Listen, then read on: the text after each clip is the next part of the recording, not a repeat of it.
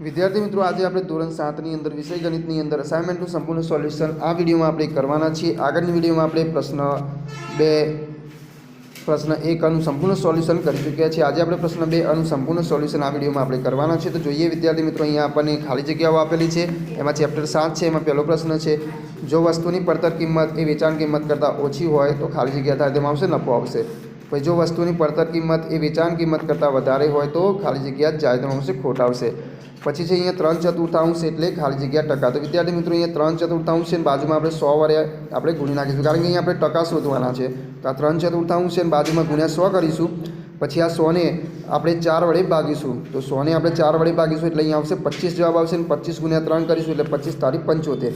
એ જ રીતે અહીંયા 2 પંચમાંશ છે, તો અહીંયા પણ આપણે 100 વડે ગુણી નાખીશું અને 2 પંચમાંશને અને 5 વડે આ 100 ને ભાગીશું એટલે અહીંયા આપણને મળશે 20 મળશે। પછી 20 દુ 40 થશે એટલે અહીંયા આવશે 40%। એ જ રીતે 20% એટલે અપૂર્ણાંકમાં ખાલી જગ્યા લખાય। તો અહીંયા 20% છે, તો અહીંયા છેદમાં આપણે 100 મૂકી દેવાના 20ના નીચે અને પછી છેદ ઉડાડી દઈશું। તો છેદ ઉડાડીશું એટલે આપણને 1 પંચમાંશ મળી જશે। પછી જે એક વસ્તુની કિંમત ₹20 હતી તે ₹25 થઈ તો ખાલી જગ્યા ટકા કિંમત વધી, તેમાં આવશે 25% કિંમત વધી। આગળ દાખલાઓમાં આપણે આ બધા દાખલાઓ ગણવાના છે એટલે વધારે ખ્યાલ તમને આવશે। પછી 0.6 ને ટકામાં ખાલી જગ્યા લખાય તેમાં આવશે 60%। પછી ખાલી જગ્યાના 25% બરાબર 50 થાય તેમાં આવશે 200। તો વિદ્યાર્થી મિત્રો, આ બધા દાખલાઓ આપણે કરીશું એટલે તમને ખ્યાલ આવી જશે। ચેપ્ટર 10 છે, જે બહુપદીમાં એક જ પદ હોય તેને ખાલી જગ્યા કહે છે, તેમાં આવશે એકપદી। પછી જે બહુપદીમાં 2 પદ હોય તેને ખાલી જગ્યા કહેવાય, તેમાં આવશે દ્વિપદી। પ્રશ્ન 3 છે, જે બહુપદીમાં 3 પદ હોય તેને ખાલી જગ્યા કહેવાય તો ત્રિપદી। પછી x ના 3 ગણામાં 2 ઉમેરતાની પદાવલી ખાલી જગ્યા છે, તો x ના 3 ગણા એટલે x ગુણ્યા 3 કરી એટલે 3x થઈ જશે। તો અહીંયા આપણે લખીશું 3x અને પછી એમાં આપણે 2 ઉમેરવાનું છે, 2 ઉમેરવું એટલે સરવાળો કરવો, તો +2 કરી દઈશું એટલે 3x + 2 આપણો જવાબ આવશે। એના પછી જે y ના અડધામાંથી 5 બાદ કરતાની પદાવલી ખાલી જગ્યા છે, તો y ના અડધા એટલે 2 વડે આપણે ભાગીશું y ને, તો y / 2 થઈ જશે અને એમાંથી આપણે 5 બાદ કરવાના છે, તો -5 આપણો જવાબ આવશે। તો y / 2 -5 આપણો જવાબ આવશે। એના પછી y ની 3 ઘાતના અવયવ, તો y ની 3 ઘાત છે એટલે y ગુણ્યા y આપણે કરીશું 3 વખત y કરી દઈશું અને એનો ગુણાકાર સ્વરૂપે દર્શાવી દઈશું। પછી 5xy ના અવયવ, અહીંયા આવશે 5 ગુણ્યા x ગુણ્યા y। તો વિદ્યાર્થી મિત્રો, ખાલી છૂટા કરી દેવાના છે અને ગુણાકારની નિશાની વડે આપણે દર્શાવવાનું છે। પછી 3x² + 5xy + 2y² + 7 બહુપદીમાં અચળ પદ ખાલી જગ્યા છે। અચળ પદ તો વિદ્યાર્થી મિત્રો કે જે અહીંયા ABCDનો કોઈ મૂળાક્ષર ના હોય એવો પદ કયો છે, તો અહીંયા છે 7, તો 7 ને આપણે અચળ પદ કહીશું। એના પછી ચેપ્ટર 11, એમાં જે 27.345 ને પ્રમાણિત સ્વરૂપમાં ખાલી જગ્યા લખાય તેમાં આવશે 2.7345 ગુણ્યા 10।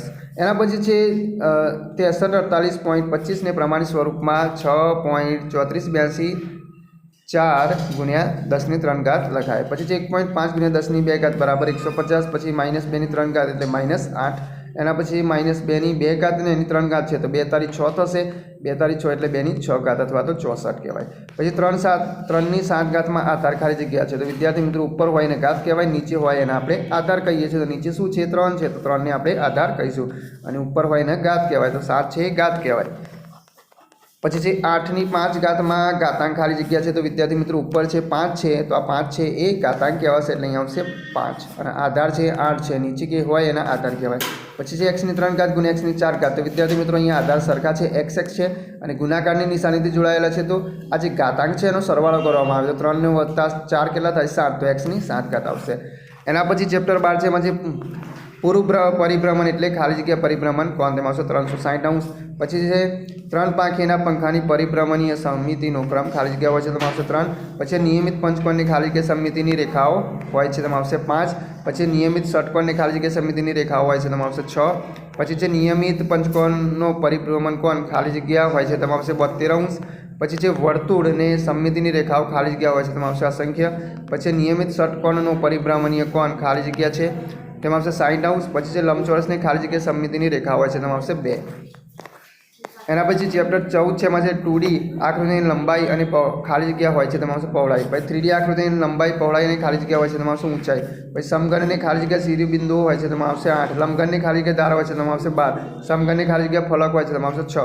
પછી મોસંબીનો પડછાયો ખાલી જગ્યા હોય છે, તેમાં આવશે વર્તુળ।